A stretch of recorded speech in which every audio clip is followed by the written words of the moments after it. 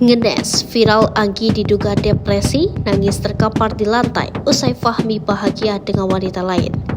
Itulah gambaran kondisi Anggi Anggraini, pengantin asal Bogor yang kabur H+1 akad lantaran belum move on dari mantan kekasih. Wanita tersebut menangis terkapar di lantai dan dikelilingi oleh beberapa orang. Kondisi tersebut jauh berbeda dengan suami yang ia tinggalkan, Fahmi Husaini, yang kini ramai dijodoh-jodohkan dengan wanita cantik.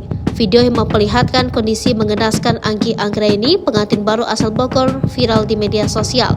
Dalam satu akun TikTok terlihat video seorang wanita diduga Anggi terkapar lemas di lantai.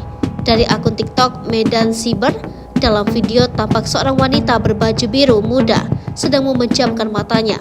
Bak meringis kesakitan, wanita tersebut terkapar di lantai dan dikelilingi oleh beberapa orang. Wanita tersebut disebut-sebut sebagai Anggi, istri yang telah diceraikan Fahmi karena kabur bersama mantan pacarnya.